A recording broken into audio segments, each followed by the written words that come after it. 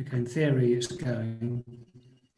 Yeah, I can see it up top left. I don't know what it means by you can release your video order here on the right hand side. No idea what that means. Okay. You think it's going on? I haven't checked on YouTube, but I will do. You have to go, Colin?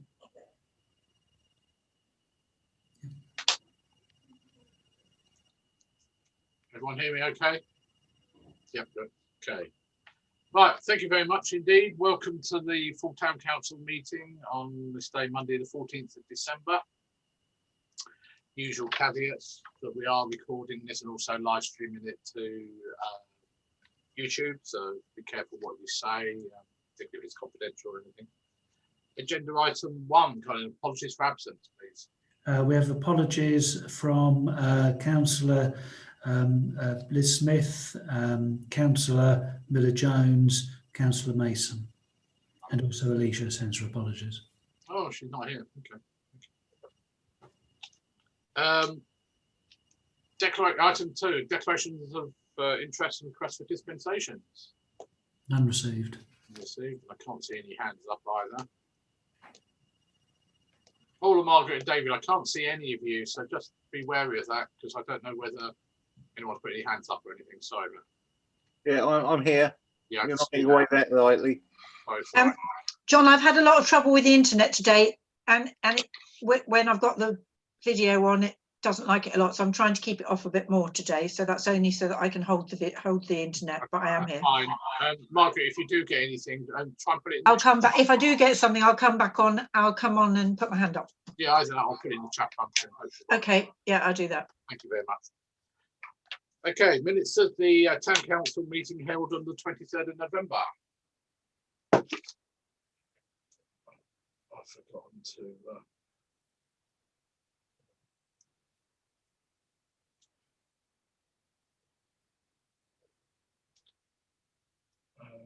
Right. I assume you've all read it. So could I have a proposer, please?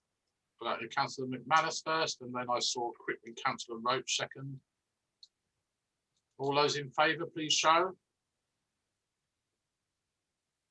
That's fine. Thank you very much. Item 4, which is to note the progress of actions arising from those minutes. Item A, C2159A, which is the response from, the response about the CAM environmental impact assessment. Colin, did you want to say anything on that at all? You're muted. Yep, so I can confirm that I did send the response to the environmental impact assessment and a copy was circulated to members, and that Vicky is still working on getting a date out of Mayor Palmer. I also had a conversation with Sarah Noonan from West Suffolk Council's economic development team, who are also interested in the CAMS proposal, etc. And we were comparing notes, and there's a lot, basically we're singing off the same hymn sheet as far as that's concerned. She had also been asked to arrange a meeting with the town council, and so we've kind of agreed it would make more sense to merge that, because we'll be bringing in people from Linton and Abington who we were speaking up for, but she's also going to invite some West Suffolk councillors from Mildenhall, because the what I guess must be the east or the northeast route towards Mildenhall has similar issues and concerns as the route to Haverhill. So Sarah's asked if they can join a Haverhill Area Forum meeting. I couldn't see any reason why not. Yeah, it's unfortunate that West Suffolk often don't tell us what's going on with these meetings that they have with other people. Hopefully this will be a good thing. Councillor Brown. Yeah, no, I'd just like to thank Colin for the excellent response he put in. I read through that, it was spot on. So, well done for the effort you put into that, Colin. I agree. Appreciate it. Yeah. sort of thumbs up from that, Councillor Stinchcombe as well. And the second one was obviously what we just had, which was sorry, lost it. 162B, I've lost it. Next page. Oh, sorry, 162B. Yes, sorry, Colin. Well, I arrange that. It's whether or not there's anything further we want to add to the submission that Councillor Roach kindly submitted on our behalf on the two issues that were raised, the EV charging points and national minimum space standards. Given everything's been said and a lot of focus on site 097, I know from bitter experience at other parishes that you shrug your shoulders and say, oh, well, that's all right then, doesn't look like that's coming soon, at your peril.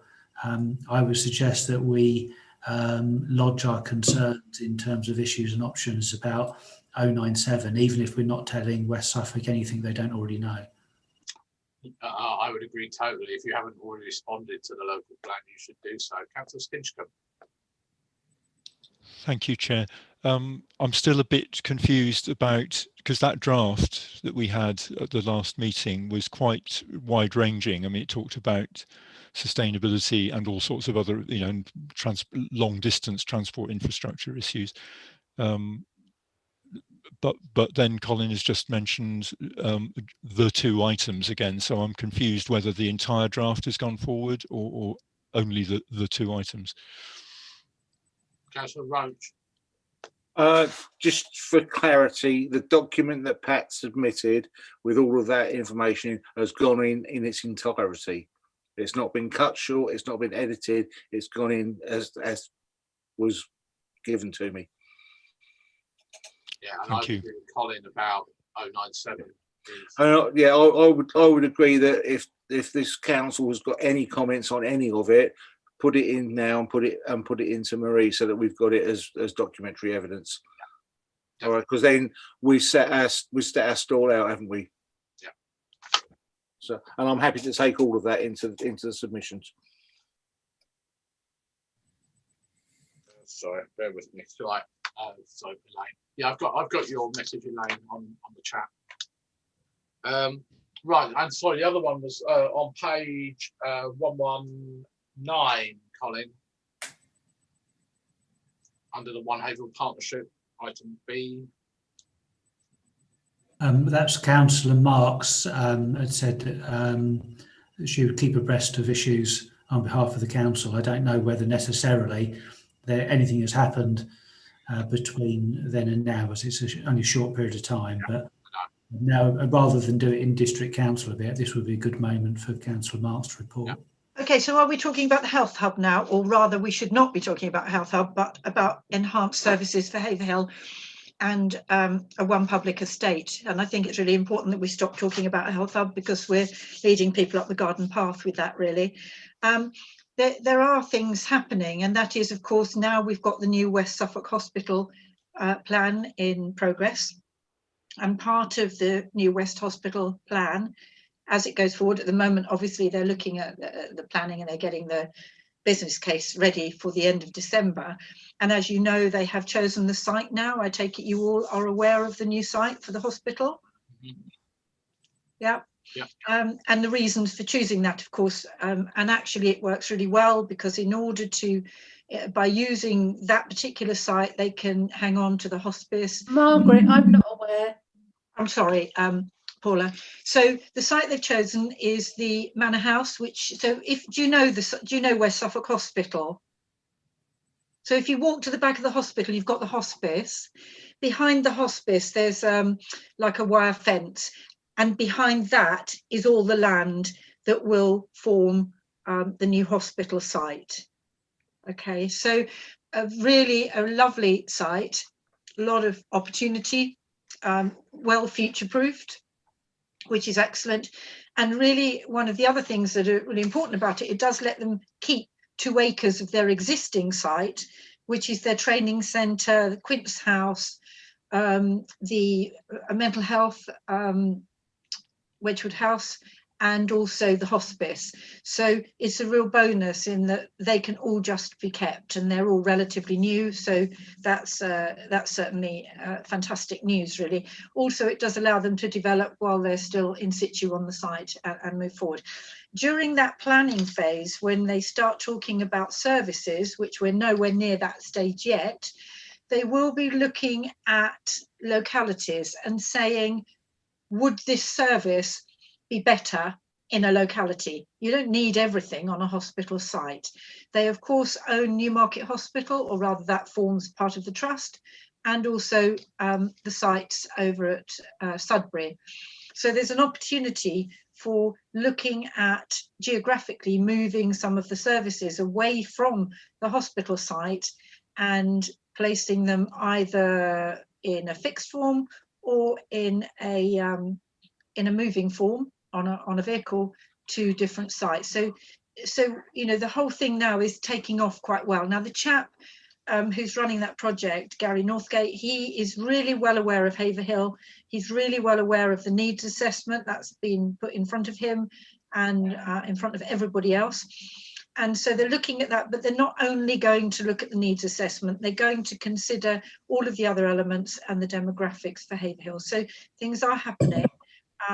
There's an awful lot of talking going on. Unfortunately, COVID's created a real problem for everybody, and it does mean that some of the people who were allocated the work to inform have been rediverted at the moment onto COVID, because of course the vaccination programme is just massive and is very, very complex. And on that programme, we believe that Haverhill, the doctor's surgeries will not be running that programme. Please do not ever phone the doctor's surgeries and ask them for an appointment for that, because they are not running the programme. It's being run by NHS England, it's being run by a logistics team, and it's a really, really complex programme. So Woolpit have gone live this week, Addenbrooke's have gone live, and West Suffolk will go live, I believe, later on this week. We are looking to go live in January. And that's because there are some real complexities here in getting the location right. So that's kind of the position we're at, really. Awful lot going on in the background, and much of it is really quite exciting. Haverhill's name comes up in every single meeting, and I think that's really helpful, that we are really at the forefront of a needs-driven planning process. So I hope that's helpful. Okay, thank you. Councillor Hanlon. Thank you, Chair. Yeah, seeing as the so-called health hub is not a health hub, obviously we've got to think of what's going to happen when we get these new 10,000 people coming on stream. Are we going to have enough GPs for them? I answer that. Are they? Yeah, all right, hold on. No, if I can answer Hang that. on, Margaret. Let Pat finish. Are they? Yeah, no.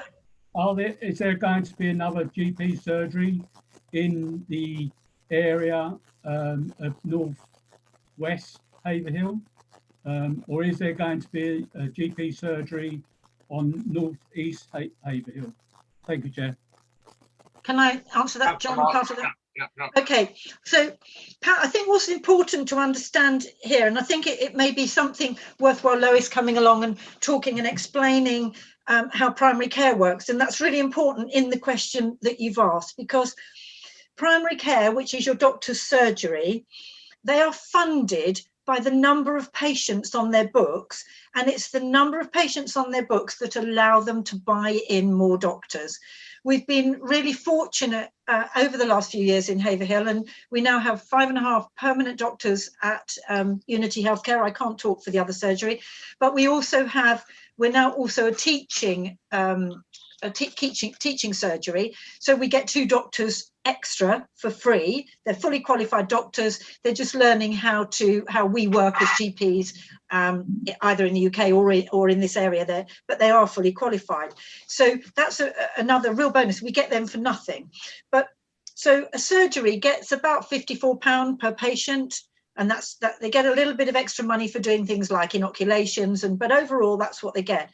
So the more patients that a surgery has, the more clinicians they can buy.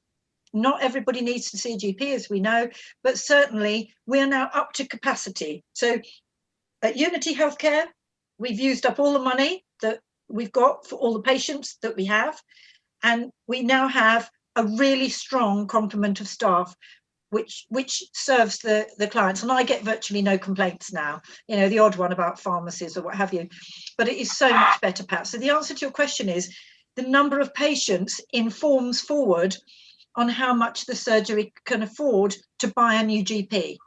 So if you don't have the patients, you can't get the GPs. It's a bit of a catch-22, really. With regard to putting new surgeries and that, well, we keep saying we're going to do things like that. I can't really answer on a planning basis, but what I can tell you is if the surgery gets more patients, then the surgery gets more clinicians and more doctors. I'm conscious we're discussing the minutes here at the moment, so I don't want to keep going. Colin. So just for clarification, when I'm writing up the minutes, Councillor Marks, you said that we shouldn't talk about the health hub because it's leading people up the garden path. The way you then went on to speak suggested that it's only because the options are wider than that and you don't want to be constrained. That's right. As opposed to a decision has been made, we're not getting one. It's just simply the fact they don't want to feel constrained at this point. Well, I think it's a bit of a shame, Colin. The health hub, it's never been a health hub. It's always been a one public estate. And the size of that and the formation of that was always going to be determined by which partners wanted to be part of that estate. Health formed a really important and pivotal part of it, and COVID, of course, will probably have crashed through the middle of it financially with some of the partners that were going to be in it.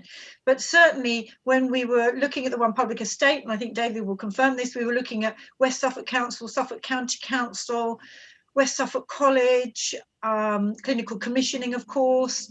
I'm just trying to think of the other partners, but there were quite a lot of people who were potential partners. Now, the more partners you have, the more money you have.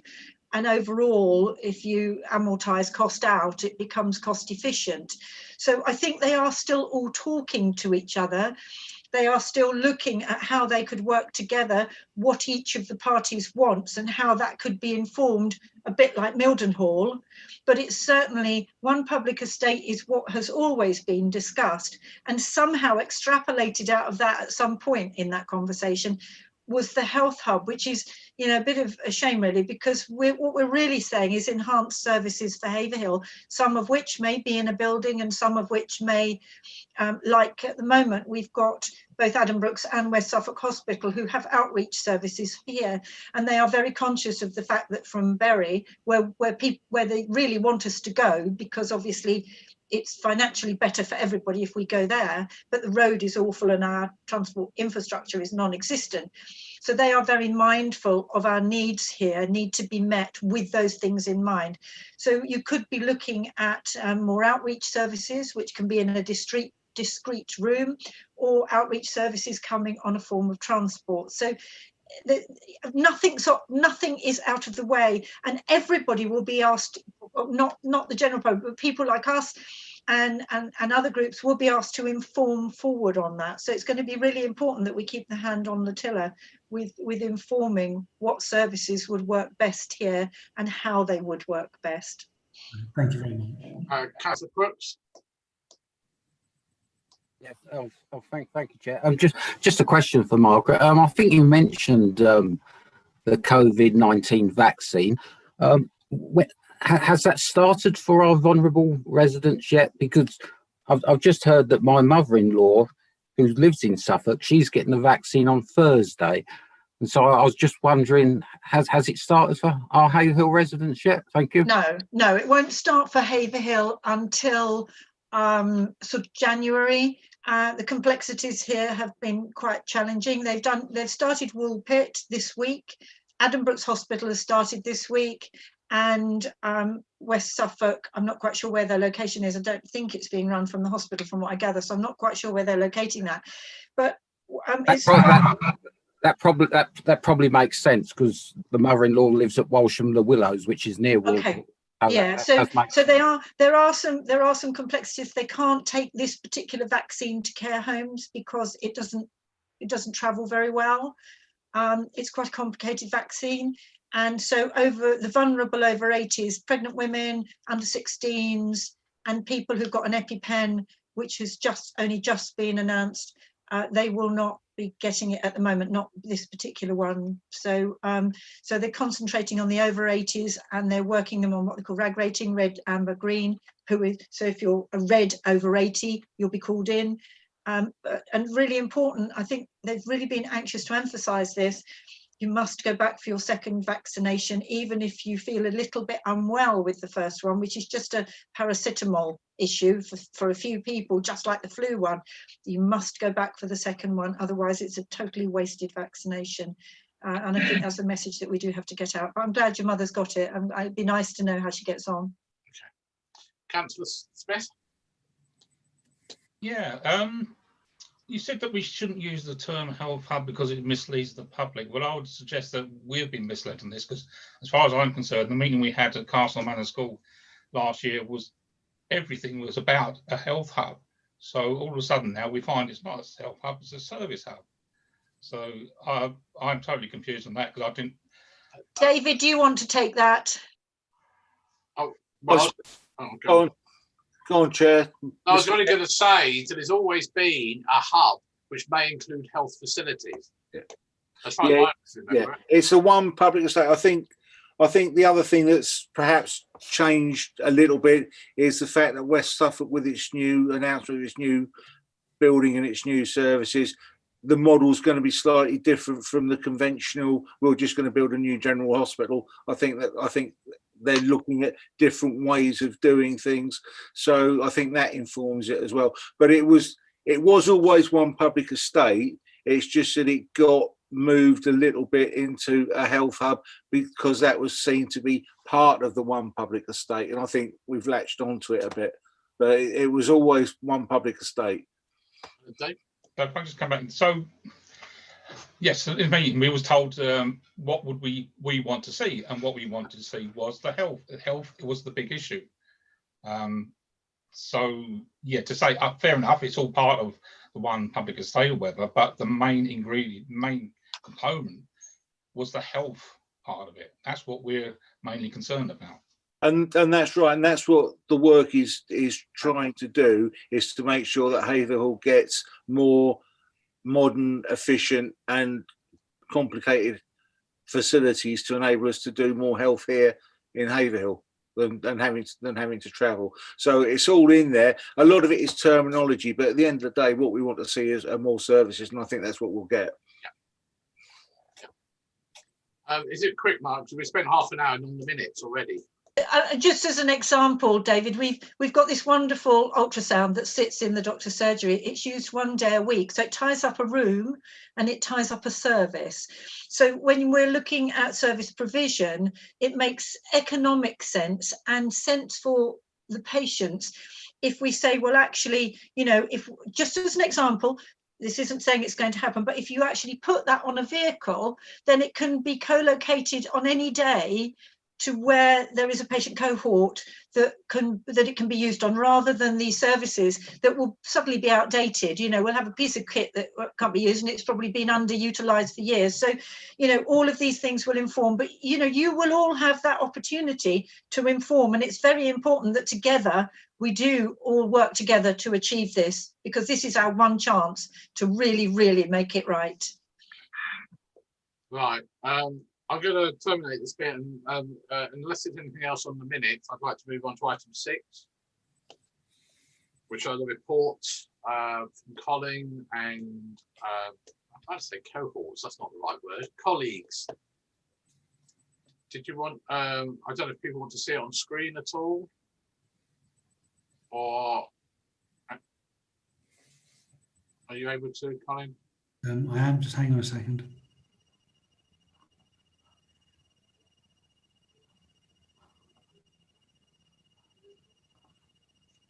Find the right one.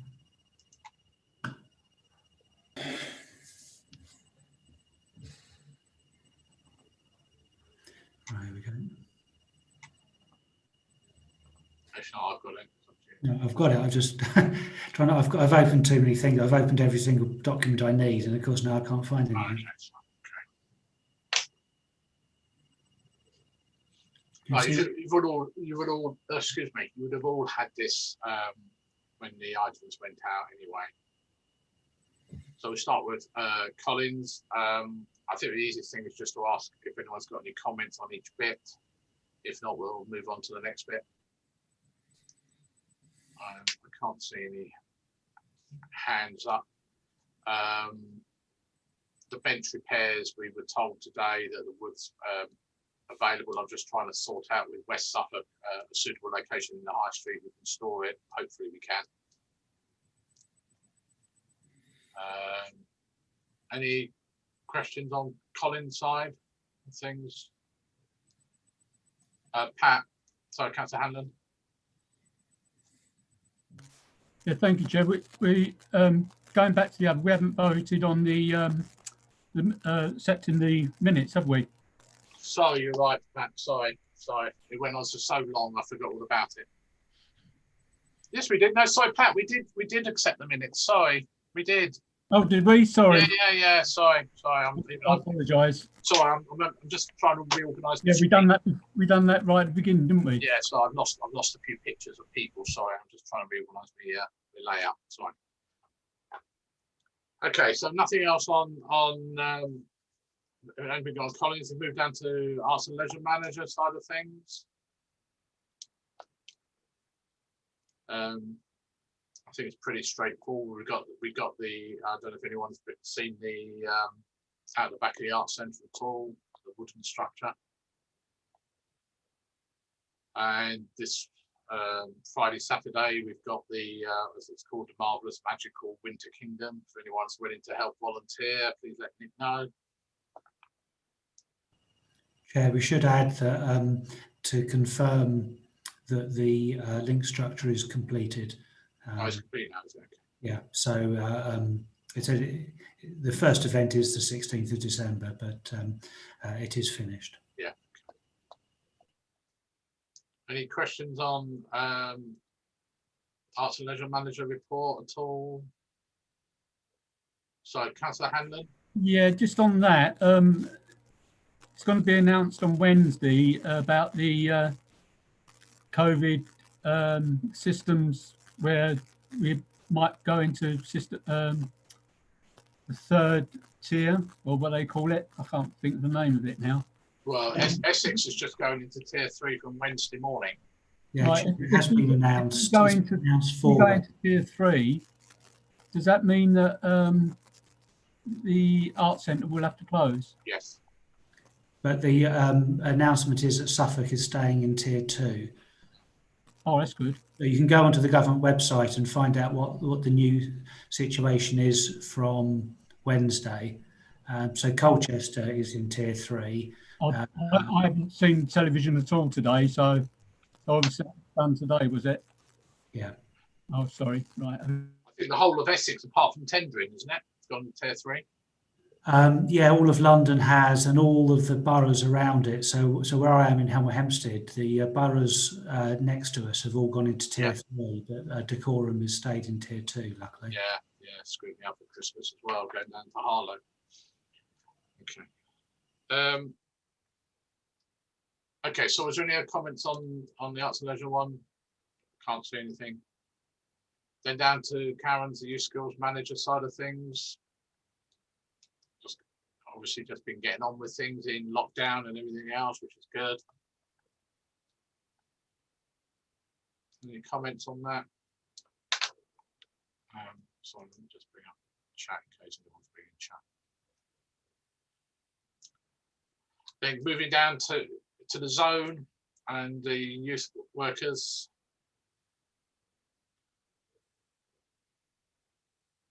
Any comments on that at all?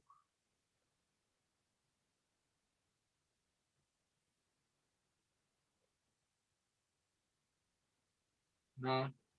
Okay. Then down to marketing side of things.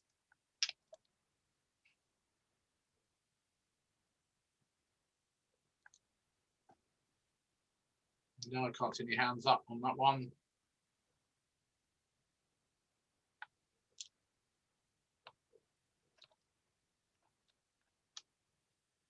Everyone Happy still on that?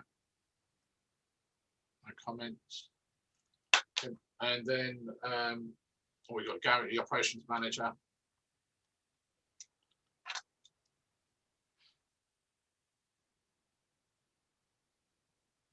Any comments on that? I think it's pretty straightforward anyway. That's it, as far as I remember. Yep. Great, thank you very much. Let's move on to item 6 Alpha.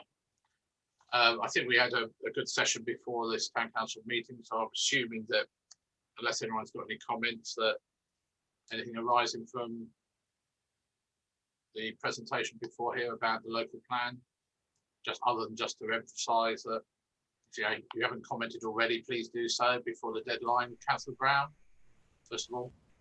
Yeah, on the back of the meeting that we just had, yeah, looking back to the Boundary Commission to ask for a boundary review. I know there wasn't one that long ago, but think it looks like things are going to change. Would it be worthwhile approaching the Boundary Commission to highlight the fact that we're potentially going to end up with 2,000 to 3,000 other houses attached to the side of our town, and the difference it would make? I don't know. I'll take your advice on that, Colin. Thank you. Well, I was about to say, I think it has to be done through West Suffolk in its first instance, as we did for the CGR time. But go on, Colin, sorry. Yeah, and last time we did it through Alex at West Suffolk, and Braintree, of course, need to be a willing partner, which they're not. So we can certainly flag it up again, but I think from what we heard from Marie, that the boundary doesn't matter as far as planning is concerned, because cross-boundary developments, there's precedent for that anyway. And Braintree having all the houses and all the council tax, and everyone actually then weigh heavily on the facilities in the next county. I would have thought they would regard as an eminently satisfactory outcome for them. Yeah. So if they have to be a willing partner, and I think this is a difficulty with the Boundary Commission, they're only interested in the coalitions of the willing, and rather than what is just and sensible.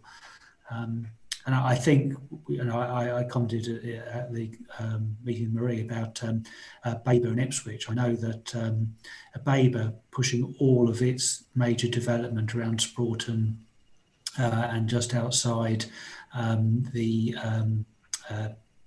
interchange up at where Tesco's is, etc.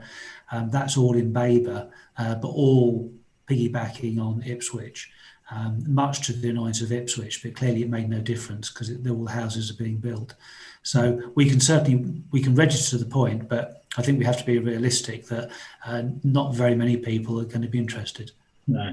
Yeah, so just to come back on that, sort of, Chair, is that I just don't want in 20 years' time when this all occurs, or if it does occur, is to people to say why the heck, because the impact on Haverhill Town, it's Haverhill Town Council that are going to be absolutely hammered by this. We're going to be expected to put on events, etc., with a hugely diminished pot of money for 10,000 more people. It just doesn't sit right with me.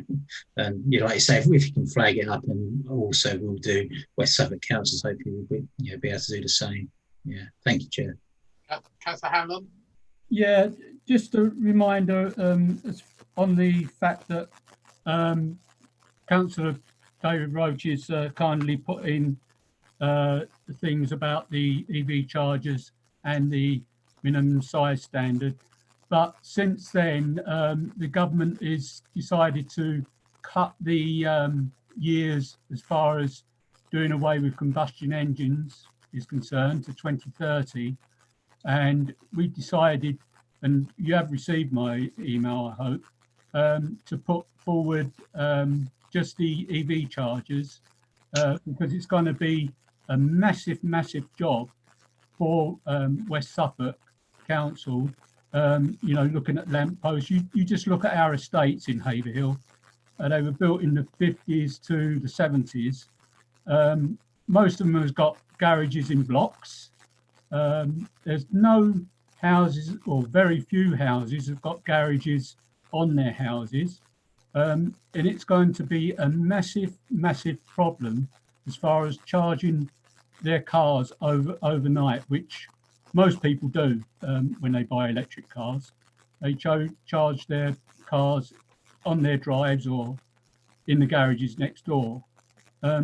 So we've decided to write, you must have had the email from me, to write to the portfolio holders of West Suffolk Council and Suffolk County Council, and we are asking for signatures if you want to go on this this letter to the portfolio holders of Suffolk County Council and West Suffolk Council. Just a reminder, if you want to do it, please do. Thank you. Councillor Roach. Yeah, I mean, I understand the predicament. The problem you've got for councils is who pays to put that infrastructure in, because it's not cheap. If you take some of our estates where there's garage blocks, they don't have drives, there's no electricity to those blocks at all. Who pays for that? So until government throw a lot of money at it, hang on, Pat, and I'll come back to you. I don't know where the money comes from. As we do the local plan, we will look at policy and try and make EVs a policy, because I think that's a sensible way. But until you've actually got something that's policy, you can't make developers do it. So if you take, for example, Red Road Persimmons, they will not, as standard, put in EV chargers. They won't put in heat pumps, even though we know that government has said that gas boilers are going to be taken out by, is it 2033 or something? So the developers won't do anything unless they're forced, and the only way you can force them is to make policy. So we will look at making policy as part of the local plan when it comes forward. So we will take whatever comes out of the government's white paper review, and it may come as part of the MPFF, or we can try and set it as local policy when we do it. But in the short term, I don't know how you get the money to put in all that infrastructure now. Certainly, we're talking to UK Power Networks about it as well, as part of the local plan and looking at it.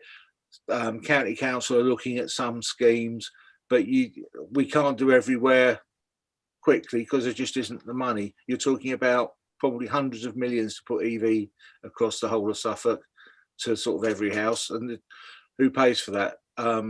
So we'll take it forward and look at it as policy, but there's no quick fix unless something wonderful happens from government. Did you want to come back quickly, Pat? Yes, please. Yeah. Obviously, I wasn't talking about new houses at all, but Persimmons has said that they will look at putting charges on their next development. They did say that. But no, what I'm thinking of is West Suffolk Council going to government and getting money, which they had done before. They got money for 22 charges on the lampposts. So they have got money from the government, and obviously we'd be sort of pushing West Suffolk Council to ask the government for money and put the emphasise Haverhill in particular, not Suffolk, Haverhill in particular, the problem we've got as far as housing is concerned with the garages in blocks, and the problem that all these people, thousands of them, are going to have in the future. All right. I haven't got an answer for that, Pat, because that's fine, David. Yeah, I mean, it's not West Suffolk problem anyway. It's Suffolk County Council, because they run all the street lights, if that's what we're going to be doing. Okay, that's noted, Pat. I think. Sorry, Councillor Stinchcombe. I was just going to say there's an existing grant scheme that the County Council has already applied for some of, and they can go back and ask for more, as far as I know. Yeah, I believe so. Yeah. Okay. Should we move on to item 6B, which is the document we've all had from Rail Future regarding restoring your railway. I'm probably going to declare a little interest here that I am sort of a member of Rail Haverhill. I think probably Councillor Brown is probably going to say the same thing. I have been receiving emails over the last year, a lot of which is probably the substance of these documents, although it sort of surprised me a little bit, the emphasis on heavy rail rather than light rail, which I thought we would all were supporting. But Colin, I guess, did you get any sort of email from them at all, explaining what they were after, or did they just want our general support? Yes, that would be in the second letter. There were two letters that I forwarded in a single email, and the second letter, which I can bring up on screen, is the one asking for support. So it's in terms of consultations. I appreciate that what Rail Future want is a kind of in principle support, but there's a kind of consultative element in. We've got to consider whether or not the council wishes to support what they're talking about. And I personally felt that the first document, the larger document setting out their stall, which is a draft, but I was surprised at some of the numbers being quoted in there. I didn't recognise some of the numbers they're using. And what I'm not entirely clear is how this fits in with the CAMs, because obviously we've already said to Haverhill Railway Group before that we support some form of rapid mass transport. We're less bothered about what it is, as long as there is one. But also in terms of if they're asking for our support in terms of a commitment towards the 25% of the 50,000 in terms of a cash commitment to that. £50,000 is probably the smallest sum of money I've heard in relation to having a new railway. I thought that was a sort of project that money was spent several years earlier by the Rail Haverhill Group on doing a review of the existing railway line. But this latest report doesn't seem to have picked up on that, because it's actually suggesting that even straight through Haverhill, and they've drawn a map of it, that a renewed heavy railway would follow the same route straight through the centre of town and out the other side. I don't know whether the Victorians didn't even try putting railways straight through the centre of towns. It's only the towns grew round the railway. The railway stations were all on the outside to begin with. Yeah, I think this, Colin, I think this is why it's a bit surprising to me about the document, that it very much emphasises heavy rail and the use of the old Victorian route, rather than looking at 21st century technology in terms of whether it's light rail or, you know, as you said, some sort of CAM thing. As much as I don't agree with the CAM, you know, in its current form, but it's all part of the agreement that we as a council had all and been briefed on at parish forums as well, if I remember rightly. You know, for what is effectively an underground system in Cambridge, linked out as was mentioned earlier on to Mildenhall, to Cambourne, to St Neots, and various other places. And I found this document, although it's, you know, it's good, and some of the figures are right, but they're a bit dated. Some of those figures, particularly over costings. So I don't know where this stands in terms of the Cambridge Connect and in terms of James Palmer's ideas. And certainly I was confused as much as anyone is, well, I understand you're asking for our support, which personally I'm quite happy to give any support to any rail system, but there's no mention of how much you want or, you know, what other funding sources, like that. I don't know if anyone else, Councillor Stinchcombe. Well, my reading was that they were fairly open-minded, except that they prefer steel on steel rather than rubber on concrete, which has been our objection, hasn't it? That we don't want, you know, some guided bus system of some sort, you know, because it's just not it's not as efficient generally. But it has a no. Sorry, I found it had no link to the proposed light rail system or CAM system or whatever you want to call it for Cambridge. It was basically linking up to the main Network Rail system at Shelford, which has been on the boards, the cards for 30 odd years. Well, I think we might have to cut them some slack because they are proponents of rail, you know, and they're a bit traditional about it. But I think they're looking for 200 thou of government money, aren't they? And 50 thou extra from us, not from us, but from other interested parties. And there must be other parish councils who might chip in a bit along the route, not necessarily as much as we might end up chipping in, but I'm kind of thinking that 10 or 15 thou, 20 thou tops might be all they needed from us. And there's no commitment in saying we support their proposal to go and look at getting some funding at the moment, is there really? No, I think it's not 200,000. The 50 grand is from the government's DFT, Department of Transport. They will give you that money to pay towards a consultant, but I think the consultant, when I last heard, was about 60,000. Oh, sorry, I'm confused with some other figures then. Let's go on, Colin, before I go on to others. Shall I share the screen? Because I've got the letter I can share if you wish. Yeah, I've got it here.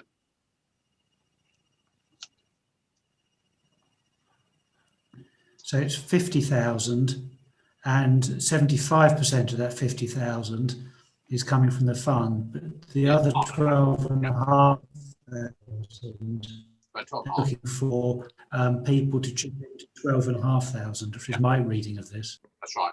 That's better. I think actually it was about 60 was the total bill. Yeah, so it's chicken feed, isn't it? Especially if someone else can chip in. Yes, yes. I was thinking about crowdfunding and that sort of stuff. Okay, I've got Councillor Smith, then Councillor Brown. I just on this 50,000 again. I think what I read was they're looking 50,000 will be from the government and 16,000 is what they would need to raise. So it's 66,000 in total. So the 75-25 is 50,000. 50,000 is the 75% from the government, and 16,000 is the other 25% that they need to raise. Yeah, somewhere between 10 and 15, I would have said, yeah. Actually says somewhere 16,000. Yeah, because I think it's based on a 60,000 or thereabouts cost for feasibility.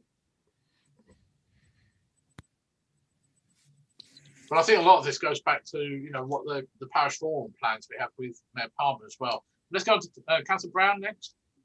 Yeah, thanks, Chair. Yeah, I, along with, I presume, most of the other people here absolutely support their aims. I personally think that it'd be good to, you know, if we could arrange a Zoom meeting with Rail Future Paul Hollingsworth, and we can ask him the questions and get some feedback and see exactly what, you know, their plans, what, you know, what they want from us, etc., etc. You know, they've done a comprehensive document there, but it'd be nice to be able to, you know, ask some questions and get some feedback, and then we can make a decision. I would have thought.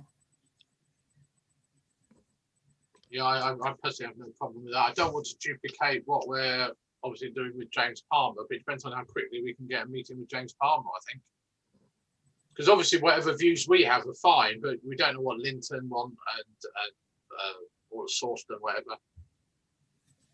So was there somebody else I saw in hand? Sorry, Councillor Roach, sorry. Thank you. I'll just unmute. Yeah, I think part of this Rail Futures bid was part of the reverse beaching scheme the government had announced. So the problem that I think we've got with it is because they've submitted this to Greater Cambridge. If they don't get any support from Greater Cambridge, and we know that Mayor Palmer's the only show in town for Mayor Palmer is the CAM, then this has got nowhere to go because all of the land is in Cambridgeshire. And unless you get Network Rail or somebody or one of the rail companies want to come in and do it because they can see they can make money out of it, I don't see where this goes. The BCR of less than 1 is a difficult ask on anything. So, you know, you have to be getting up to probably 2 or more before it's really viable. So, you know, quoting a BCR of 99, just 0.99, just doesn't hold any water. So whilst I'd be quite happy to support it as a concept, I certainly wouldn't want us to be putting any of our public money into it until Cambridge said, yeah, it's a go, we'll look at it. I think it's worthwhile emphasising, it was said the 0.99 was actually the BCR that was generated from the Greater Cambridge Partnership's own report that was generated by them, which the same report was the one that said the 1307 dual-in was 3.33 and the guided busway was 1.2, but they still gave a load of money towards the 1307 side of things to try and increase the BCR. This has come up many times at the meetings I've been with GCP, but of course we know that they're bus-centric, and they seem to have convinced Councillor or James Palmer of that thing. So I fully support a rail link. I think it's the most sustainable way of getting people from A to B, and I think reverse the beaching cuts is perhaps a bit of a misnomer, because a lot of lines were shut down after he had gone, and a lot before he even started as well.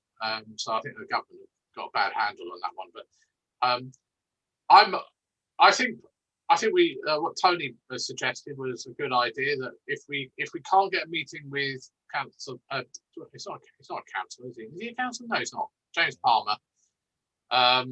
Soon, then I think we ought to try and arrange a meeting with Peter Wakefield and Paul Hollingsworth from Rail Future. Is that something we can sort out, Colin? Yeah, I can do that. So that would simply be to allow them to explain their proposals and for us to question some of the queries we have about what they've written in their draft proposal. Yeah. Councillor Stinchcombe. Could I propose that that's in the form of an area forum with all the other parish councils who stand to benefit being invited as well? We've already asked for a parish forum with James Palmer as well, along the same lines. No pun intended. Yeah, sorry. Yeah, okay. Just to give it a bit more traction then, Mayor. Yeah. Yeah. I'm here all week. Perhaps then, if we're having that parish forum and we get Mayor Palmer, perhaps we should bring Rail Futures as well and have them in the same room.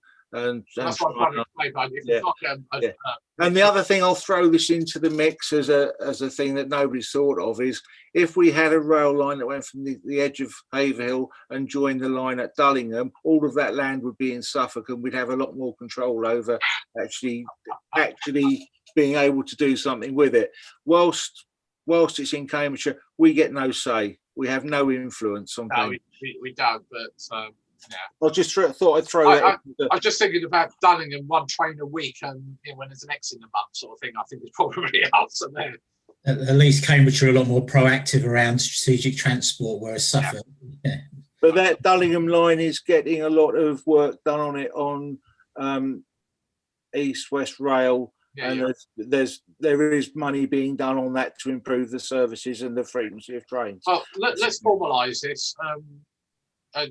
Let's make it formal. Tony proposed. Is somebody going to second? We'll have this meeting. Councillor Stinchcombe. So all those in favour of having a meeting with Rail Future, whether or not Councillor Palmer available, that'd be great. Lovely. Thank you. Can I just clarify? Was that for a forum meeting? Yes, if we can, but it'd be ideal if we only had the one forum meeting rather than trying to arrange two with, them and us, as it were. Okay, them and us in the same room. Okay. Yeah, so if Vicky's able to get a meeting soon in the new year with James Palmer, let's go for it. Okay. Let's get everyone involved. That's great. Okay, let's move on quickly to item 7A, the police side of things. The only thing I mentioned about it, I mentioned it in my report about and I'm sure Aaron would also confirm is the number of vehicles coming through the no entry at the Bull Pub. It is astounding. Anything on the police side? You saw the Constables County. It's a terrible term. I keep wanting to swear, but I won't. A lot better, but I still think they could have got rid of the last page, put something on it. Anyway, any comments, Councillor Smith? I would say I was interested to see the police in Sainsbury's this afternoon checking on people with wearing face masks as a first. Oh, really? Okay. I hope they were good. I hope you were good. Chair. Yes, sir.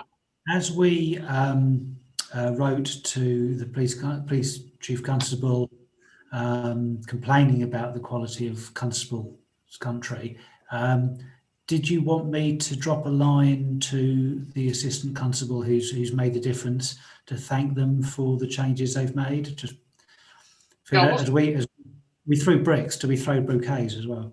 Yeah, I didn't know whether Rob Jones, who's the HTC, I didn't know whether this was a result of his intervention or they were doing it anyway. I don't know. Okay. But yeah, I would quite happy to. You know, I'll. Well, I can do it. I was just asking whether councillors thought that was appropriate, if they feel that the changes ought to be acknowledged. Yeah, maybe. Yeah, I think so. I saw a thumbs up from at least one person anyway. Yeah, I think that'd be good, Colin. Thank you. Right, move on to 7B for Bravo, county councillors. I've lost where? Oh, there you are, down there. David and Paula, I'm looking for you both. Paula first. Anything? Hi, yeah. The doctor's bus stop thing, that situation still goes on. That is all agreed now in principle, apart from the doctors who never answer emails or letters. So until the doctors come on board, there's not a lot we can do about it. And the other thing is I've got a request for a speed change at Haverhill Stub. So I'm still dealing with that. Yeah, that one, I'm glad you brought that up, Paula, because that came up 4 or 5 years ago. And I spoke, the gentleman called me tonight before the meeting. And he has sent me the email, which I thought was a very good document. I wish they'd had that 4 or 5 years ago, which probably was not relevant. To reduce that speed limit down. This evening? Yeah, before the meeting, he phoned me. Well, I only spoke to them today. Yeah, he phoned me earlier. Oh, right, okay. Yeah, no, I've just received an email from him, so I haven't read it properly, but yeah, if there's anything we can do up there, I mean, I've been trying to put the vehicle activated sign up there, but there's nowhere to put it up there. And it's also 60-mile-an-hour road, so I can't do anything. Did you see my email to you about putting the VAS up down the road? Yeah. The VASs are actually sitting in my hallway waiting for the download to be done by me. I did look down there. I couldn't see anything immediately obvious where I could put it legally with the right thing, so I need to have a look again. Okay. Yeah, but I have got it. It's planned to be done. I've got to get the brackets. They're actually on post elsewhere in town first. Okay. Chair, just for the minutes, what exactly the speed change from what you just said? It's a reduction. It's 60. It's 60 down to 30. They want it, but that's unlikely. But I might be able to get it down to 40. Hazel Stub. Yeah. Thank you. Yeah, I think it should go down to 30 personally. There is so much goes on up there now, with new developments and everything else. Well, they have regular residents meetings up there as well and things. Yeah, I think we need to. I tried. I mean, I think it was Julian and myself about 4 years ago tried to get that done, but county were not interested. But now I know. I appreciate there's a finance thing now as well, but it wasn't around those days. So, is there anything else, Paul? Sorry. On that Hazel Stub, Quillen's paying for the assessment to be done out of his locality. Oh, okay, because he mentioned money. Because that's about £1,100 the assessment, so they're doing that. Yeah, because apparently they turned around and said, they've assessed it, and but we all know as it's next door to Essex, they won't be down there. Mm-hmm. Great, thank you. Anything else, Paula? Sorry. No, that's it, I think. Lovely, thank you, Paula. David Roach, any? Not really. A lot of the county stuff you've covered off in your highways in your report, so there's no point saying it twice. The saga with Aragon and Parr roads and the adoption continues. I was hoping to have that resolved before Christmas, but it doesn't look like it. But we just keep plodding on that. Other than that, I think you covered most of the other bits and pieces off in your district report. Okay, lovely, thank you. Right, district councillors then. Anything, Councillor Smith? It's more a question actually for the county councillors. We had a consultation earlier in the year about the boundary signs for the town along the main routes. I wonder if anything has progressed on that. Probably. My understanding is they've been ordered, but they haven't been installed yet. But do we know what's going to be on them? What the design works? I don't know what the. I don't remember what they were going to be. No. Wasn't there a problem with there weren't enough of them or something? There were, you know. Yeah, there was. I think they said 4, and we identified as more than 4 roads come into Suffolk around Haverhill, but they picked 4. I think it was. Yeah, apparently the one is missing at Hazel Stub, I understand. So, by coincidence. Councillor Hanlon. Yeah, while we're on signs, actually, I might be jumping the gun because the next one is as district councillors.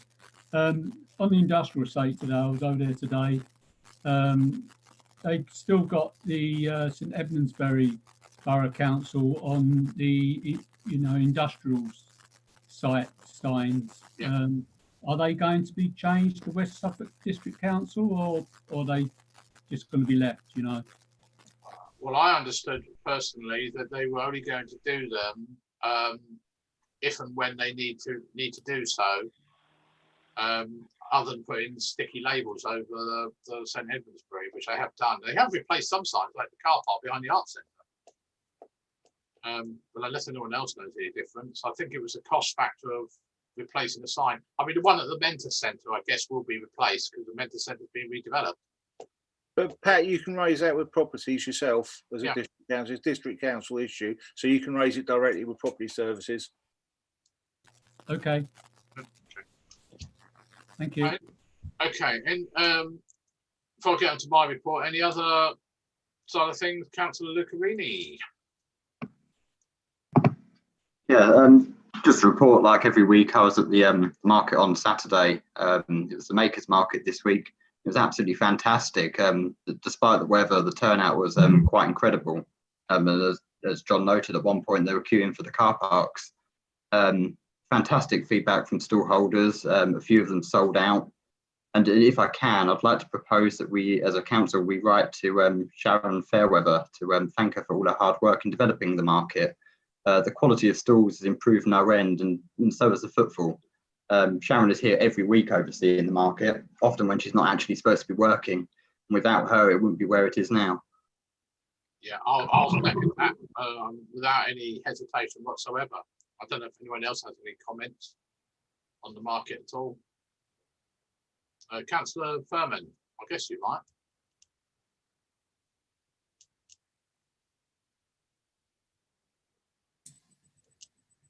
You're muted, Paul.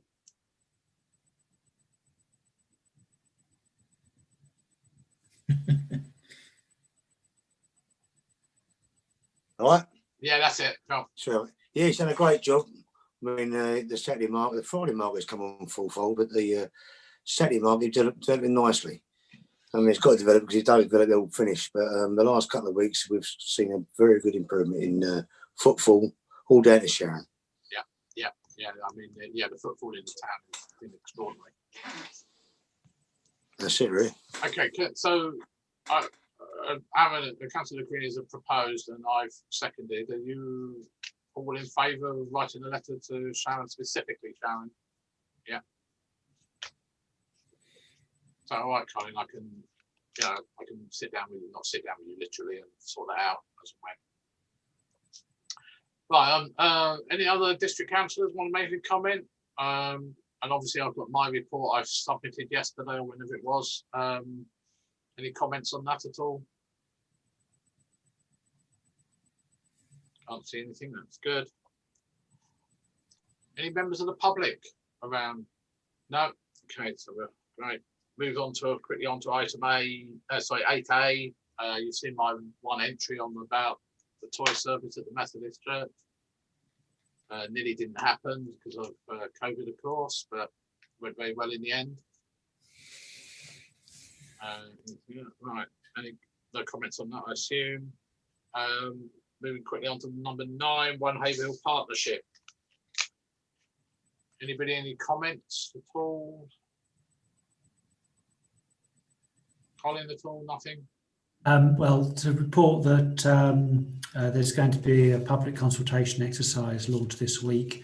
The government has awarded additional funding for safer spaces, and the master plan group under One Haverhill has some proposals for further improvements to the high street, but we're going out to consult on those so that we have some public views, and we'll also perhaps get a little bit of a straw poll on what people think of the work that's been done so far. But that'll be launched later this week. And then there was a board meeting on the 3rd of December. I think it was really just touching base. There was some discussion on health side of things again, but I think Councillor Marks has really comprehensively covered everything that was said at the board in any case. I don't think there's anything to add to that. I'm not on the crime and ASB working party, John. I don't know whether there's anything. I think there was, I can't quite remember. I'm sure there was something reported by that group. Yeah, it was primarily about domestic abuse, obviously in COVID. Apart from the usual things about drugs and alcohol, but and particularly about the lack of support for drug and alcohol since COVID. But primarily, we discussed domestic abuse and the fact that again we don't necessarily have any direct support here, and it's trying to get the parties who are involved in that support for the, not just leaving it to the police to deal with it. They may be the first people you call, perhaps, particularly if it's physical abuse, but they shouldn't be left holding the baby, as it were. That's not a pun, by the way. So that was really what that was about. I have got Councillor Lucarini wants to talk as well. Aaron? Yeah, just to say, for the Business Improvement District, applications for the town centre manager have closed. Apparently there was some interest, so we should probably hear in the new year.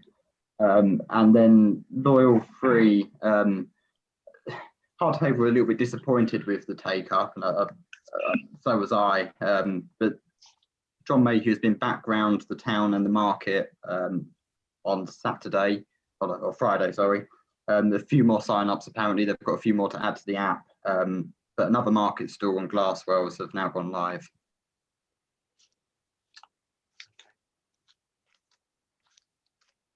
All right, anybody else on that side of thing?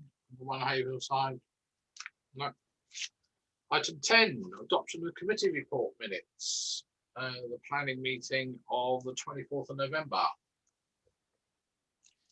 I guess you read it. Can I have a proposal, please? Councillor Smith, and seconded by Councillor Hanlon. All those in favour, please show. Okay, lovely. Thank you very much. Right, item 12A, to authorise the following payments totaling £50,567.18. Can I have a proposal, please? Councillor McManus, Councillor Stinchcombe was second, I saw. All those in favour, please show. Thank you very much. 12B, for budget for 2021-22. Time does fly. Colin, did you want to lead on it? You should have all had the email earlier on from Colin, by the way. I don't know if you've all managed to have a read of it. Early today, I'll put it up on screen if it helps people.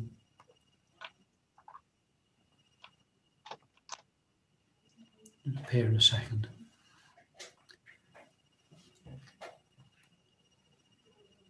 Hopefully you can see that now. So basically, I've just set out the usual principles that we will do take into account when we're setting the budget.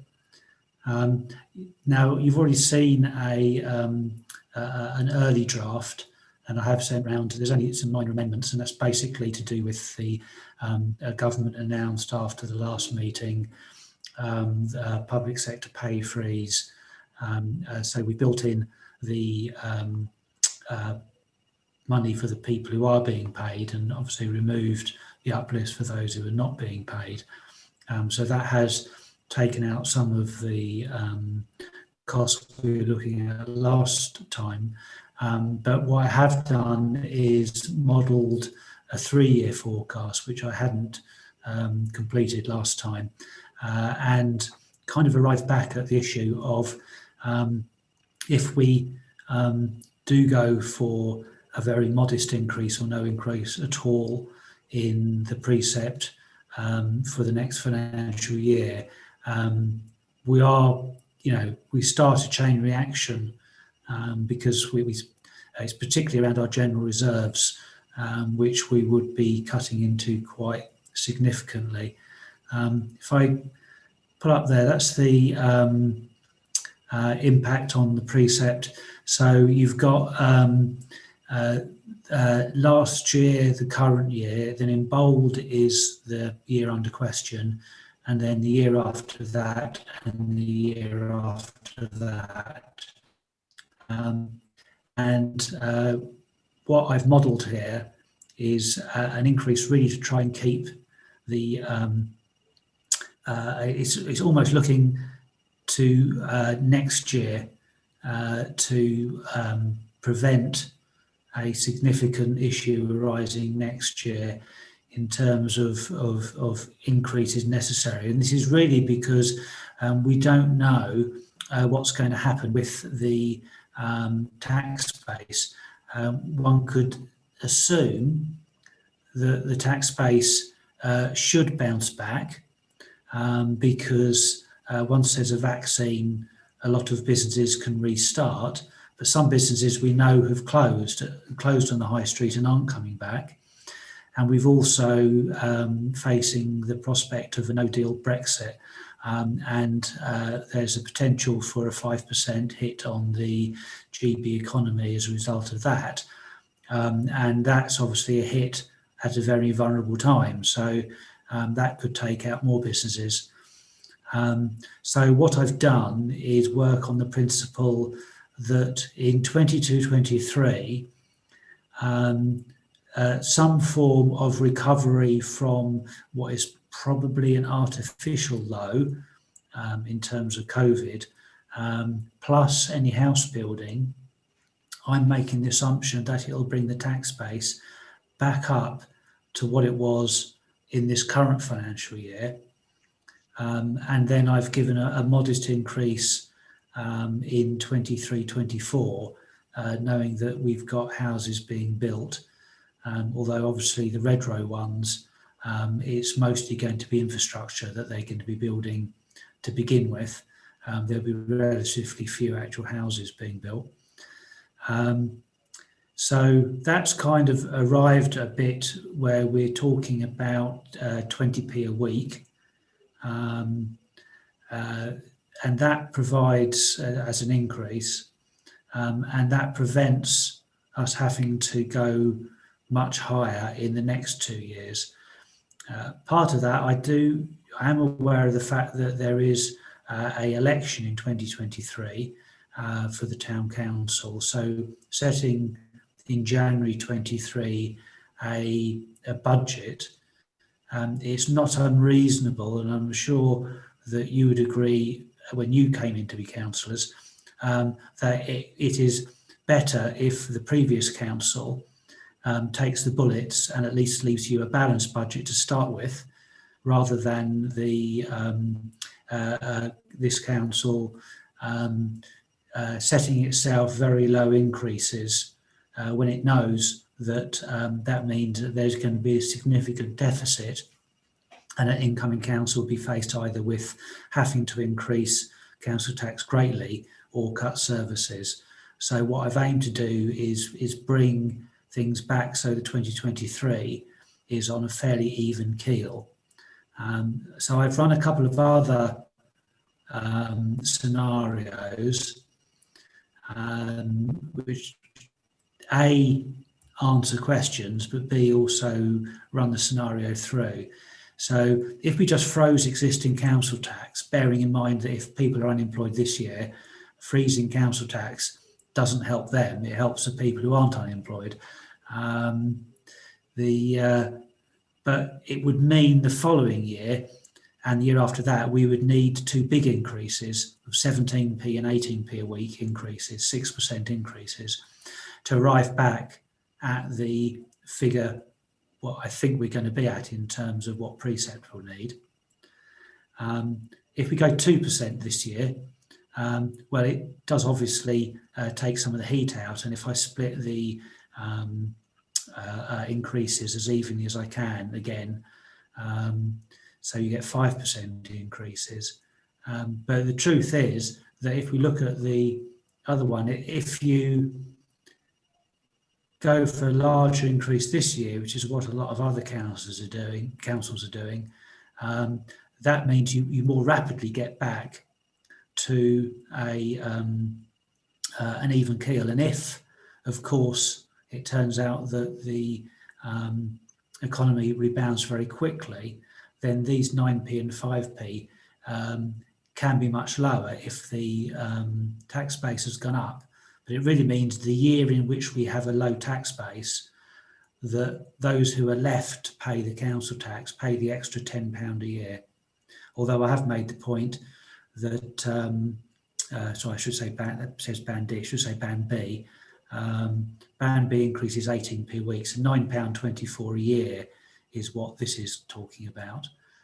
So it's not a huge sum of money for those people who are in work, though I do appreciate that there's always a straw that breaks the camel's back.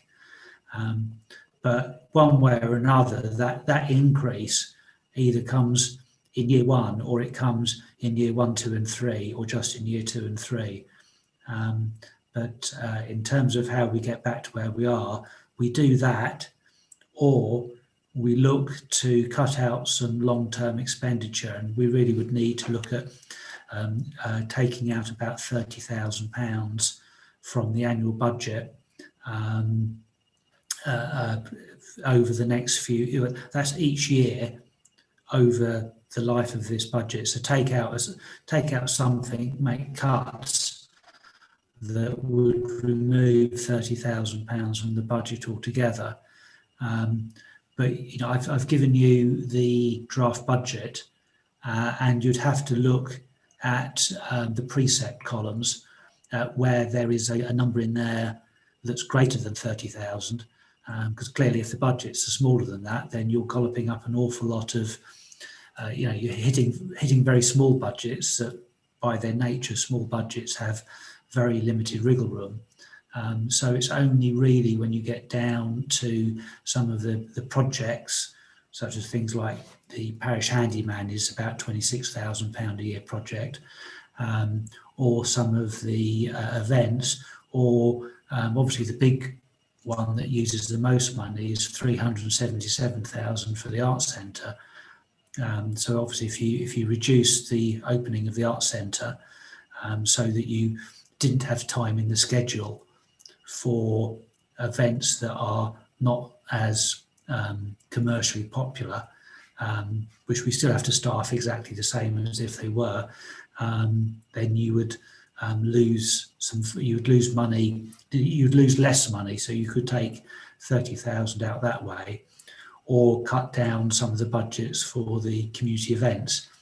The only thing there, of course, is that none of these things are particularly palatable, and it's whether or not the cuts are more palatable than the a 20p a week increase. Okay, thanks, Colin. I think you might be a bit optimistic on the recovery side of things on the houses, particularly the tax base, but that's another matter, of course. Obviously, don't discuss individual if we're going to discuss anything, individual items on the draft budget. But has anyone got any questions? Councillor Marks?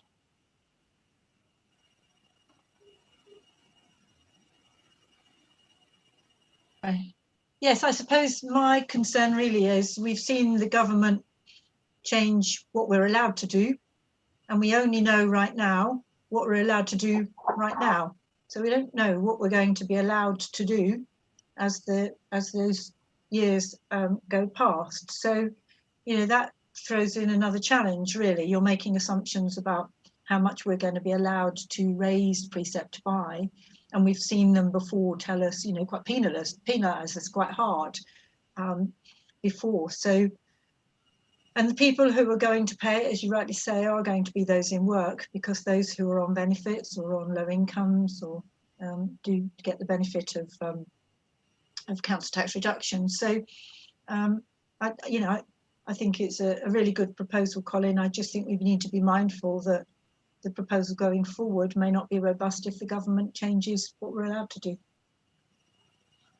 One thing I would say is, and I understand what Colin just said about, you know, reducing by 30,000 a year, is making sure that we constantly look at our costs all the time and get best value for money, rather than just keep using the same old businesses or same old suppliers or whatever it might be. We ought to be actively always, all staff, looking at that and saying, you know, is that best value for money? Can I get it cheaper but the same quality somewhere else? I think that's very important, and I think, you know, the general public should be encouraged by the fact it's not just a case of increasing the precept every year just to cover costs, but also to make sure that we are getting value for money from everything that we do. That's my personal view, of course, but I don't know if anyone else agrees with me. I did say a couple of odds, but Councillor Brown. Yeah, thanks, Colin, for your work on this. Yeah, better man than me. Anyway, I'm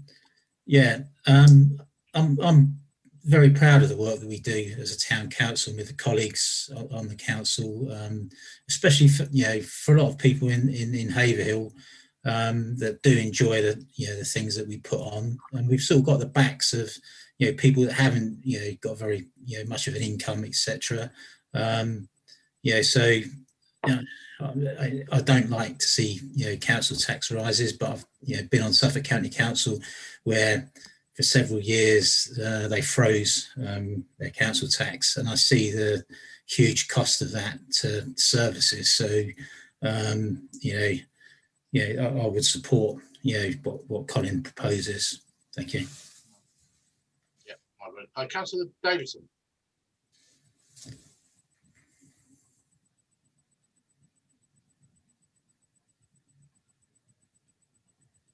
Can you hear me? Yeah, can now. Yeah. Sorry, I couldn't get my mouse to work. Got a pat problem. Once again, yeah, I'd reiterate that I think what Colin's done is fantastic. We've had, however, less than 3 hours to look at these figures, so I don't know if we need to make a decision tonight, or is this something that needs to go to the Finance Committee? No, there's no decision tonight. This is is it January, February, isn't it? The January meeting, okay. we get the final decision. So this is purely another sort of waymark along the way, just to share where things are going and getting a bit of feedback from councillors. Because obviously, if you hate this, I need to rip it up and do something different. Otherwise, I'll be presenting the same thing back in January. So yes, there'll be plenty of time for you to feed in any queries or questions you have on it. Thank you. Certainly my input is that I don't think we should be looking at freezing the existing council tax. Looking at these figures, did try and work through them earlier. And yeah, as Councillor Brown has said, we don't want to be increasing, but I don't think we've got any alternative. It's just a case of what is more palatable. And certainly I don't even think it should be a 2% uplift. I think it should be closer to the original 20p a week for Band D. which, as you say, is not really going to be 20p. It's more like the 18 pence a week, which is what, £9 a year. Sounds a lot of money, but I don't think it is. But yeah, we don't want to be either cutting back on what we're providing, certainly the free events. In these difficult times, I think we should be seen to be still trying our hardest to give something back to the people in the town. Definitely. Anyone else got any comments? I can't see Councillor Dimscore or Fox, so I don't know if there's anyone's comments there. Okay. I would support, yeah, what's been said about the 20p or the whatever the percentage was now. What was the percentage, Colin, again? Just, what did you put it up as? 7.65. 65%. That's what it was. Yeah, that's it. Yeah, it sounds a lot as a percentage, but in terms of value, it's not. Considering that the other councils plus the police precept is probably going to go to the maximum anyway. Any other comments at all on any of that? So I think, you don't need any proposal on this, do you? No, if people are happy to note, and then it'll just roll forward, and then we'll bring a final set of information, again with any coverage. And I do take on Councillor Mark's point that the government, it has indicated it doesn't intend to to put a cap on this year, but she's absolutely right to point out that they have done in the past, and the government has done quite a lot of off-the-cuff changes, so you never know. That's right. And we do have a finance meeting before the full council for January, about a week before, so hopefully it will be discussed then. Great, thank you very much indeed. Right, we move on to item 12C, the proposal for the Haverhill splash pad. I'm going to invite Councillor Brown, I think, to talk about it. I've also got Councillor McManus, who wants to read a statement. I don't know, do you want to go first, Councillor Brown? I don't know if you wanted to say anything, in fact. I'm assuming you did, so you're muted, Tony. Yeah, sorry. Well, if Elaine's got a statement to make, would you like to do that now? Yeah, okay. All right, that's fine. This is on behalf of Joe Mason, who's not with us tonight. He said when this was last discussed in detail, he raised serious concerns regarding the location of the water splash park being so close to the bandstands and the tree line. And he just goes on to say he welcomes the move to the newly proposed position, and he fully supports this project, and I fully support it too. Thank you. Thank you, Elaine. Yeah. Right, thank you. Yeah, thank you. Do you want to add anything? Joe as well. Sorry, Councillor Brown, did you want to add anything? I did send out, the details of our discussions that have been ongoing for some time. When I originally brought the proposal, I did bring a plan of the proposals for the 6 items. We've now managed to procure from West Suffolk. Obviously, they're letting us have the land.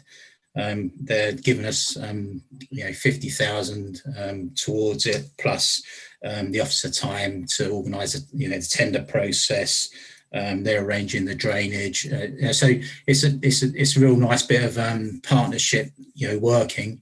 It's something that wouldn't happen if we didn't put our bit in as well. We were putting a large bit into it, and I think this is going to be something for the youngsters in the town to really look forward to. I mean, when I was a youngster in town, and Paul will remember this, and somebody else, Elaine, Haverhill open air swimming pool was a great community asset. Everyone that you took, all the older people, that's all I ever remember in the summer, is all meeting around the pool and running around as kids having fun and such like. Hoping that with this it'll provide that same boost to our community in the summer months. It's not going to be open all year. It's obviously on hot days. We're also hoping to take over the kiosk as well, and with our excellent management and staff in there, we're hoping that with the splash pad that we'll be doing a roaring trade in ice creams and such like, and hopefully that will contribute towards the splash pad. But basically we've moved the position where it was close to the bandstand in it, and when we did look at it, it could potentially infringe on that, so we've moved that away from there now. And to be fair, I can't really see any issues. I just hope everyone would be on board, and it'd just be a great asset for the next couple of decades at least in town. Yeah, Pat. Councillor Hanlon. Yeah, can I congratulate Tony and Councillor Brown and obviously the staff as well. I expect Colin's been involved in it as well, but obviously this is an initiative that Councillor Brown has been doing for a few years now, and I'd like to congratulate him on this. Obviously it's going to attract a lot of people from outside the town as well as inside the town. It's great news that if we can take over the kiosk as well, which will bring in some money. Will there be any benches or anything like that? I know, mind you, a lot of people would prefer to sit on lay on the grass, because that's going to be right opposite, isn't it? There's going to be a massive area there for them to lay on. I just wondered if the elderly people would to sit on a bench and watch what's going on as well. I think there's some inside the park, isn't there? But I think that would be quite full up with people playing in the park as well. But I'm just wondering if there'd be any on the outside of it as well. I think the plan, I've been at those meetings as well, Councillor Hanlon, but I think the plan is that, if we do take on facilities, that we will enhance the area to provide such things. So people, nothing, who do want to go and use the splash pad will be able to go down there and sit around, buy an ice cream, cup of coffee or whatever they want to do. And of course, you've got opposite, and I don't know whether that's Councillor Lucarini going to mention it, about Weaver's Lodge opposite, with the retirement homes opposite. People maybe want to be able to get out in the summer months and come down and hopefully mingle by then next summer. And hopefully we won't be in this lockdown. Okay, Councillor Lucarini. Just about the seating, I was involved in conversations with Gordon Cox about putting some picnic tables on the recreation ground, obviously many years ago. It was suggested at the time that we could potentially get some temporary kind of or fold-up picnic tables, but they needed somewhere to be stored. So if we're taking over the kiosk, then maybe that's another opportunity to actually have some temporary seating we can put out in the summer on the wreck itself. As for the splash pad, I think it's a great idea. Obviously, we petitioned back in 2018. I think 1,200 people signed a petition to get a splash pad in the town. So the support is there. So it'd be great to see it done. I think that petition I think we got those numbers within 2 or 3 days, right? Something like that online. That was. Yeah. Okay. Councillor Brown, do you want to come back? Yeah, just to say, to thank it's not one person, or it's everyone. Everyone's I've spoken to about this has been very, very supportive. So it's an absolute collective effort on behalf of everyone in the town council. So it's a real good group effort. So really pleased with everyone. Yeah. Okay. Councillor Furman. It's like a saying is troubling times. What a nice bit of news to have it. Something to look forward to for the town of Haverhill, for the youngsters playing that splash park. Absolutely fantastic. Well done. Well done. Yeah, I don't expect to see you down there, Paul, John, I've got my speedos lined up, only my red ones are. I daren't think about it. Okay. Was there any other Councillor Marks? Yeah, Tony, it's a fabulous project, and one of the things that I was blown away by was the memorial gardens in Newmarket, and an awful lot of our residents do go over there in the summer because it's very safe, very attractive, and they have actually got a few other attractions there as well as the splash pad, And one of the things, the wall that they've got where the children can go, and it's an interactive wall, apparently not terribly expensive.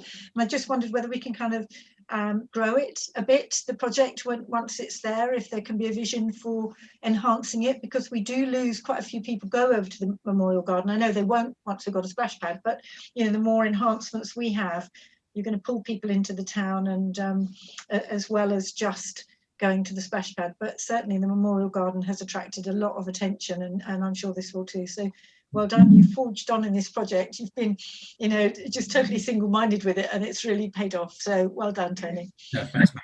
Councillor Smith. Yeah, just like to say that over the last 5 or 6 years, the Haverhill South Forum, when we've done engagement events, this has always been high on the list of wants for the town. So it's very good to see. Well done. Thank you for that. I suppose I could put the old historical hat on and say that the recreation ground was given to the people of Haverhill 100 and odd years ago. I've just got the document somewhere that shows it being signed over, not necessarily to the what was then the Urban District Council. Anyway, that doesn't matter. Right, so if we're happy, no more. Oh, sorry, Councillor Davidson again. I was just going to say, can we propose that we go ahead with the Haverhill splash pad to a budget of £200,000? Fine, that's fine. You beat me to it. I was going to ask for exactly that thing. And somebody second it, please. Councillor Hanlon. First of all, I saw his name, his hand come up quickly. Right, all those in favour, please show. It looks to me to be unanimous. Thank you very much indeed. Appreciate that. I look forward to hopefully being out of lockdown and some nice, decent, sunny weather next, hopefully in the summer sometime. Yeah, thanks everyone. Really appreciate it. Yeah, really do. Right, item in associated with item 12C is item 12D to approve the veerment of £200,000 from the property acquisition earmark reserve to set up a new Haverhill splash pad earmark reserve. So is that proposing, Councillor Marks? Yeah. Can I have a seconder for that then? I got between Councillor Brown and Davison. I'll go with Councillor Brown then in that case. So all those in favour, please show. Again, unanimous. Thank you very much. Right, moving on to item 13, to receive any urgent correspondence. Colin, no, nothing.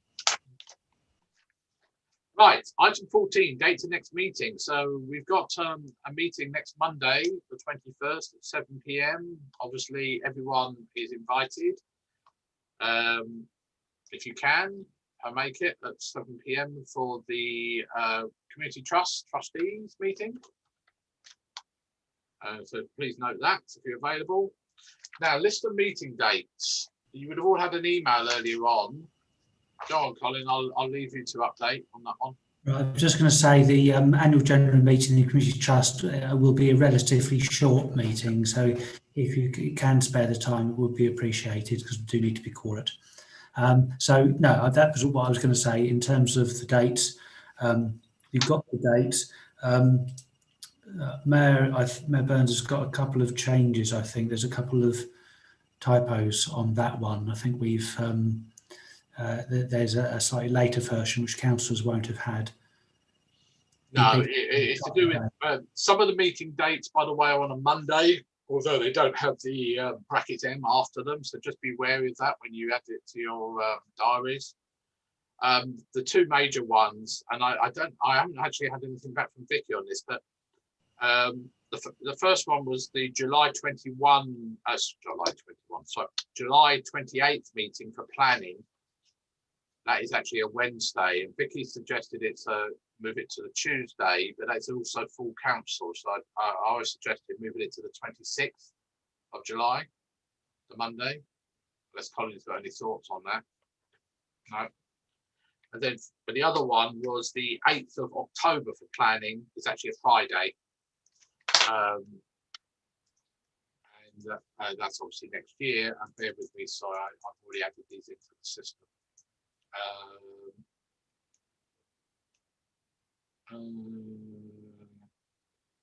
Is on the 5th of October. It will be next year, not the 8th. But you will get, I guess you'll get a new one of these. Yeah, we will send another one round after this meeting. As soon as you've agreed it, then the updated one with the corrections will be circulated. Sorry, Councillor Roach. I don't know whether we can do this or not, but when it comes out, can we also have it in VCS format so it updates Outlook and all the electronic diaries? I don't know if I don't think we've done that before, but is it something we can do, or are we going to stay analog? I'll ask Vicky to do it. Oh, yeah. We'll stay analog then. Yeah. Well, I spent an hour adding them today, so I don't. Yeah, into my Outlook, but of course, yeah, I know what you mean. We might be able to, if we get them added to the Town Council website, I think there's a way to actually download the things as a BCS from there. So you can just import them straight into thing, but anyway, that's fine. So you'll get a new one of those. With those two changes there, and obviously the fact you're going to have something with them on it. Can I have a proposer to accept those dates? I have, by the way, I have checked up till May against West Suffolk. None of them clash, but they haven't done dates post May yet. Maybe I don't know about Suffolk County Council, of course. Do I have a proposer to accept those dates? Anybody? Oh, Councillor Hanlon, Councillor Brown, seconding. All those in favour, please show. Great, thank you very much. And then finally, the date of the next meeting of our full council is now next year, Tuesday, the 26th of January. Usual time, 7 o'clock. I don't know whether how that affect Paul, but anyway, I know you sometimes have a problem with that. And before we close, as this is the last full council of the current year, which has been an extremely strange year for everybody, can I wish you all, if I don't see you for any other meeting like planning next week or whatever, and I wish those I don't see a very happy Christmas, equally a happy New Year, and hopefully we'll all be in a bit better position next year. And finally, item 15, closure at 2044. It's just over 2045.